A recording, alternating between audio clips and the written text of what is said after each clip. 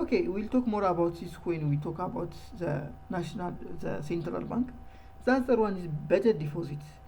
In one country, government might borrow because when the revenue the government gets might be lesser than the expenditures or the money you want to spend.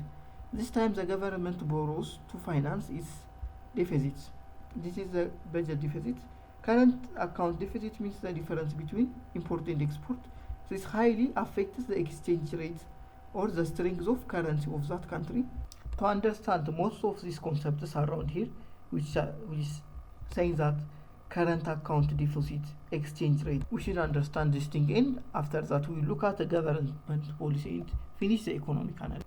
Whichever country you are, now I want you to assume as this Indian man. So there are two things which are called a local currency and a foreign currency. When you take yourself as this Indian man, other currencies, for Indian, a rupee is their currency. So a rupee is a local currency. However, any currency that is not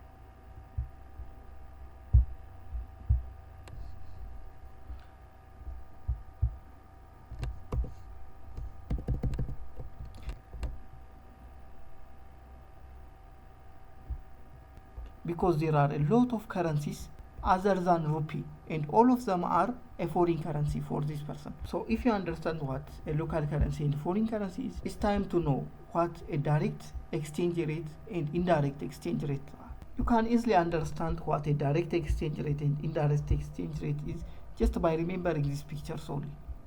Expressing a foreign currency in terms of a local currency is called a direct exchange rate.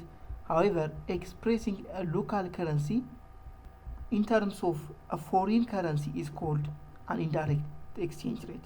For example, think of your local currency as a rupee. We know that there are a lot of foreign currencies, but let me take one which is a foreign currency of Australian dollar. So if you ask how much is $1 in terms of rupee, you are talking about direct exchange rate. However, if you are asking how much is 1 rupee in terms of Australian dollar, you are talking about indirect exchange rate. So direct exchange rate is expressing the foreign currency in terms of a local currency, and indirect exchange rate is expressing a local currency in terms of foreign currency. So what will happen? The direct exchange rate increase. This means 1 Australian dollar can buy a lot of local currencies or Indian rupees. So when you say the direct exchange rate has increased, we are talking that the local currency we had is getting weak. An increase in direct exchange rates is the same with decreasing in the indirect exchange rate. Just don't concern about this. Concern about or focus only about the direct exchange rate. So what will happen when the direct exchange rate decreases? This means 1 Australian dollar can buy less amount of Indian rupees. This means the local currency is becoming higher, stronger, because you cannot buy too much amount of Indian rupees using just only $1 of Australian.